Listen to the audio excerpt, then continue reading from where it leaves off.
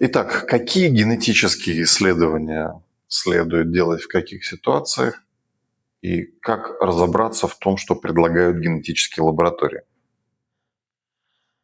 А, Давайте разбираться. Генетическая информация, она имеет свой размер. Только измеряется она не в килобайтах или в байтах, а в базах, килобазах, мегабазах, гигабазах. От, от нуля и до бесконечности. Есть такое исследование, называется кариотипирование. Кариотипирование – это исследование хромосом на большие хромосомные аномалии. Давайте покажу сразу. Вот вариант кариотип. Вот нормальный кариотип, мужской, видите, X-хромосома, Y-хромосома, у женщины будет 2 икса. А вот аномальный. Мы видим, что сразу большой фрагмент 12-й хромосомы переехал в 9-ю хромосому. То есть произошла транслокация. И это крупная хромосомная аномалия, которая повлекла за собой серьезное нарушение развития у ребенка. Да, с помощью кариотипирования мы это можем увидеть. Но с помощью кариотипирования мы не увидим какие-то аномалии меньшего размера. Для этого мы используем что? Либо секвенирование числа вариантов копий. Число вариантов копий – это сколько у нас есть копий генов, да, присутствуют ли они на своих местах в наличии, не удвоилась ли какая-то часть хромосомы, не утроилась, не упетерилась, и не исчезла ли она, не подверглась ли она делеции, когда пропадает сразу большой фрагмент генетического материала. Или это хромосомный микроматричный анализ. Хромосомный микроматричный анализ умеет распознавать то, на что эта тест-система предустановлен. Не абсолютно все. А секвенирование числа вариантов копий – более чувствительный метод. Теперь, когда мы говорим про секвенирование экзома. Экзом – это кодирующая часть ДНК.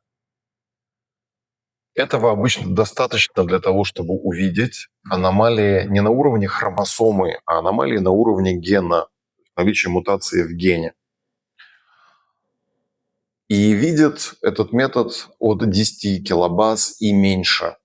В этом случае у нас остается обычно плюс-минус серая зона где-то от 10 килобаз до 100 килобаз. К сожалению, генетические методы до сих пор несовершенны, генетические методы диагностики. Но есть такое исследование, называется полное секвенирование генома, которое покрывает и эту серую зону.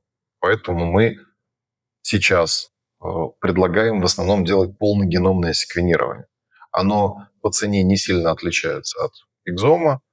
И если уж сложить цену за экзом и за секвенирование ЦНВ, так получается даже и выгоднее. Вот так выглядит кариотипирование. А вот так выглядит секвенирование ЦНВ. Вот мы видим, что есть маленький участок дупликации, то есть повторился маленький участок хромосомы 1, первая хромосома. В остальных хромосомах все хорошо.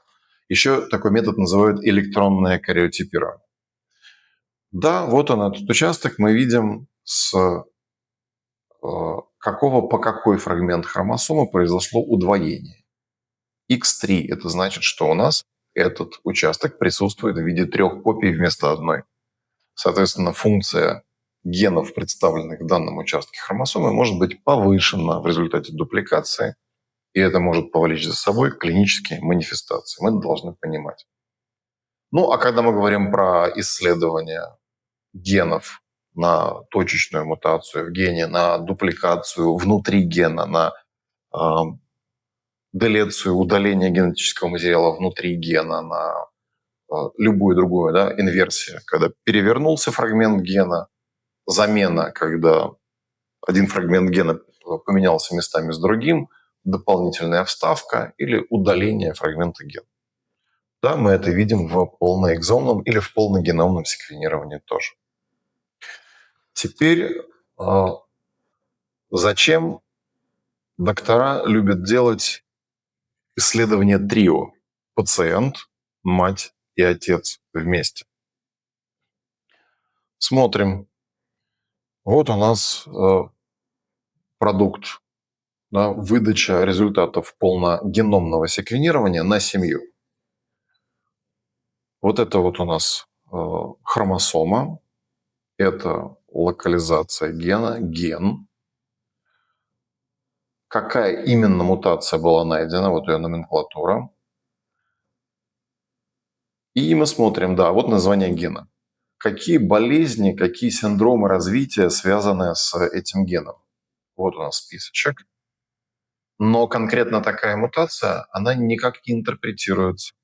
Она миссенс, то есть она повреждает, может повреждать функцию гена, миссенс-мутации часто повреждают функцию гена. Но конкретно вот такая мутация опасна или нет, мы пока не знаем. Она отсутствует в базах данных. И как можно узнать, она у этого ребенка имеет значение или нет? Смотрим. Тут у нас первым в списке идет ребенок. Мутация гетерозиготная, то есть поломка только в одном из двух генов. Вторым идет отец. У отца нет этой мутации. А у матери есть такая мутация, но мать здорова. То есть мы понимаем, что данная мутация в данном гене, она безвредна, потому что она присутствует у здоровой матери. Соответственно, и у ребенка она тоже ничего вызвать не может. Вот эта мутация уже известна как вероятно безопасная. Да? Вот эта мутация имеет отношение просто к ответу на лекарства и к уровню гомоцистеина. Вот это тоже безопасно.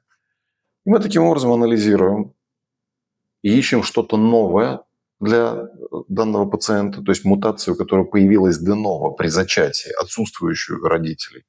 Чем ребенок отличается по кинетике от родителей? Или комбинацию родительских мутаций, которая могла бы вызвать проблему у ребенка. Например, есть заболевание аутосомно-рецессивное, да, когда только одна гетерозиготная мутация в одном из комплекта из двух генов, только в одном гене поломка, клиники может не быть. И вот представьте, встретилась здоровая мама с гетерозиготным носительством, встретился здоровый папа с гетерозиготным носительством патогенной мутации в том же гене, и один из их детей унаследовал оба патогенных варианта. Да, будет клиника. И вот на это мы тоже можем здесь посмотреть. Но у данного пациента, пациент с аутизмом, тяжелой умственной отсталостью и эпилепсией резистентной к терапии, мы находим только одну подходящую находку. Смотрите, ген CHD15, присутствующий у ребенка мутация и отсутствующая у родителей мутация миссенс, она может вызывать клинические манифестации. И смотрим, а эта находка соответствует ли нашим, соответствует ли тому, что мы искали, соответствует ли она фенотипу пациента. Проверяем. Ну, тут есть база данных, например, вот такая. Это ген кадгерина, он связан с развитием центральной нервной системы, с развитием коммуникации между нейронами в том числе. И может приводить действительно к нарушению развития аутосомно-доминантному, то есть достаточно гетерозиготной мутации, чтобы получить клинику третьего типа. Соответствует ли фенотип ребенка описанию? Есть умственная отсталость, соответствует. Есть некурабельная эпилепсия, соответствует. Есть аутистическое поведение, соответствует.